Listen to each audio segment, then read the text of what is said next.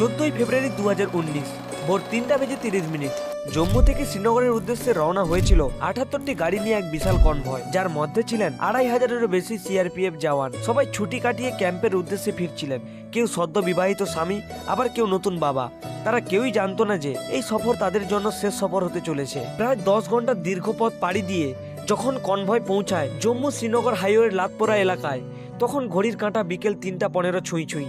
আর ঠিক তখনই এক বিকট বিস্ফোরণ। 40 কেজি আইডেক্স ভর্তি একটি স্করপিও গাড়ি আচমকা ধাক্কা মারে কনভয়ের একটি বাসে। মুহূর্তেই চারিদিকে ধোঁয়া, আগুন, ধ্বংসস্তূপ। 40 জন বীর জওয়ান শহীদ হন, আর গোটা দেশ তখন শোকস্তব্ধ। এই হামলার দায় স্বীকার করে জয়শ-ই-মোহাম্মদ নামে এক জঙ্গি সংগঠন। এই হামলার যে সুইসাইড বোম্বার হিসেবে কাজ করেছিল সে হলো আদিল আহমেদ দার, যে 1 বছর আগেই নিখোঁজ হয়েছিল। কিন্তু প্রশ্ন একটাই, 40 কেজি বিস্ফোরক এলো কোথা থেকে? গোয়েন্দা তথ্য থাকা সত্ত্বেও কনভয় কেন এত বড় হয়ে চলছিল? এই হামলা কি আটকানো যেত? প্রতিটি শহীদের রক্তের ঋণ শোধ করা সম্ভব নয়, কিন্তু আমরা কি তাদের ত্যাগের মর্যাদা দিতে পেরেছি? দেশ তাদের ভুলে যেতে পারে না, পরিবার তাদের ফিরে পাবে না, কিন্তু তাদের আত্মত্যাগ চিরকাল আমাদের হৃদয়ে অমর হয়ে থাকবে।